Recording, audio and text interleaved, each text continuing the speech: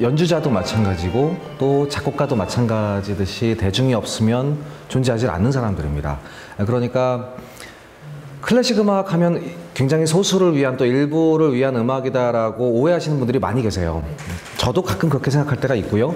하지만 작곡가의 입장에 되어보면 어떤 작곡가가 자기가 만든 음악을 아주 일부만 즐기기를 원하겠습니까?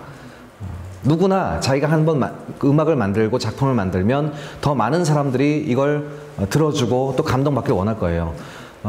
그렇게 만들어진 음악이 클래식 음악인데 대중들이 이 음악을 접하지 못하고 있다면 분명히 중간에 있는 사람 잘못이죠. 이건 연주자입니다. 그 연주자가 마케터라고 생각을 하는 거예요. 제가 그 연주자 입장에 있기 때문에 끊임없이 대중과 소통해야 되는 방법을 연구하고 또 새롭게 개척해 나아가야 된다고 생각을 해요. 그냥 우리가 배운 대로 연주를 잘하고 또 내 자신이 즐기고 혼자 예술가로 살아가고 끝나는 것이 아니라 계속해서 사람들에게 이걸 전달시키는 임무를 맡은 사람의 역할을 다 해야 된다고 생각하는 거죠. 그래서 사실 꾸준히 노력하고 있는 겁니다.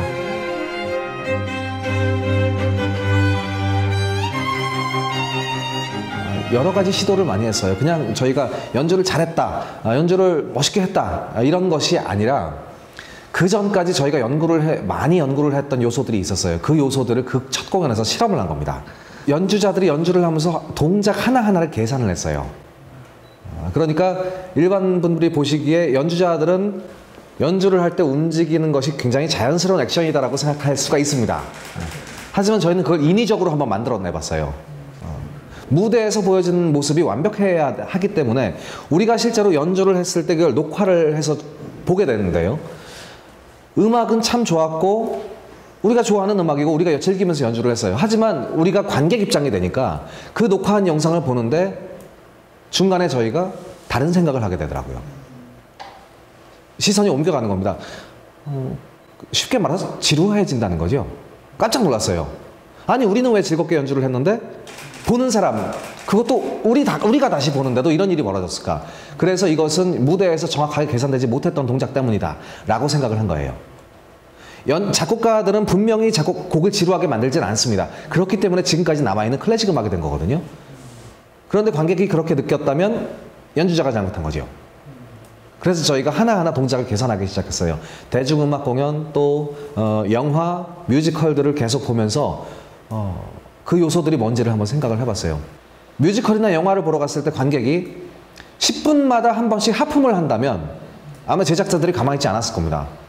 우리가 뭔가 큰 잘못을 했겠구나. 근데 클래식 음악은 다르죠. 중간에 누가 하품을 한다거나 누가 졸려한다고 해도 이것이 당연하다라고 생각을 하는 경우가 굉장히 많습니다. 그래서 그걸 저희가 바꾸기 시작을 한 거예요. 악보에다가 심지어는 사람들이 움직이는 동작 이런 것들을 적어놨습니다. 이 부분에서 우리는 둘을 쳐다보고 연주하자. 이 부분에서는 굉장히 격렬한 액션을 쓰자. 또 이 부분에서는 아예 움직이지 말자. 저희가 첫 연주회 때 그런 걸 보여준 다음에 관객들의 반응은 굉장히 다른 연주회와 달랐습니다. 처음 듣는 음악임에도 불구하고 엄청나게 흥분하셨던 분들이 많이 계시고 클래식 음악이 우리를 이렇게 전율시키고 흥분시키는 것이었구나. 그냥 잔잔하게만 듣는 내 정서를 순화시켜주는 그런 것이 아니라 진짜로 우리가 감동을 받고 흥분을 해서 어쩔 줄을 모르게 만든 이런 공연이 가능하구나라는 것을 보시게 된 거예요. 그것이 저희 첫 번째 공연이었습니다.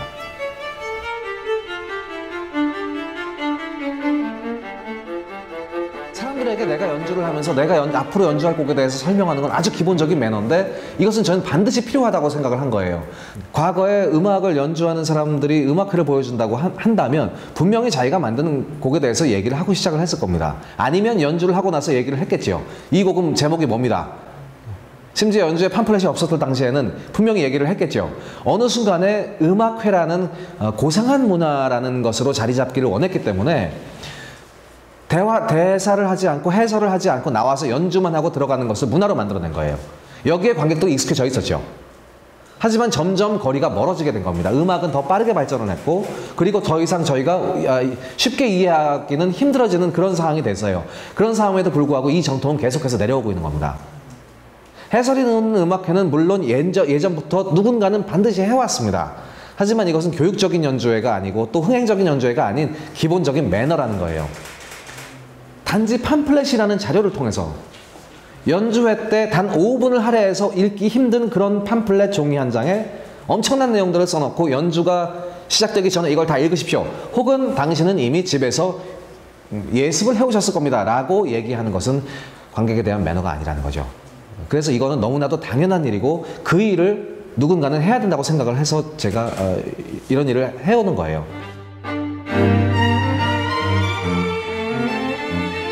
자기 말을 듣고 너무나도 좋아해 주는 사람이 있으면 우린 거기에 갑니다. 자기가 좋아하는 사람을 만나러 가는 게 아닙니다. 자기를 좋아해 주는 사람을 만나러 가는 거예요. 내가 정말 좋아하는 친구는 어떤 친구일까? 아마 나를 좋아해 주는 친구일 겁니다. 내가 뭔가를 만들어냈는데 이걸 정말 원하는 사람이 있다면 지구 끝까지라도 찾아가야죠. 정말 그 인생의 정수를 느끼게 하는 거예요. 그건 내 돈을 주고라도 찾아갑니다. 그런 거랑 마찬가지라고 생각해요.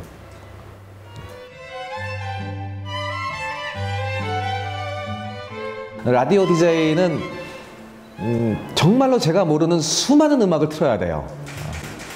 내가 이렇게 모르는 음악이 많았나 할 정도로, 심지어는 대중음악까지. 그래서 저희한테는 굉장히 큰 경험이에요. 소개를 해야 되고 하기 때문에 더 그 곡에 대해서 공부를 하고 내 나름대로의 느낌을 전달하기 때문에 저한테는 굉장히 큰 공부가 돼요. 라디오는 제가 말하는 즉시 게시판에 올라오는 그런 시스템이기 때문에 실시간 대화를 굉장히 그 불특정 다수분들과 하는 재미가 있어요. 저도 아주 즐겁게 하고 있습니다.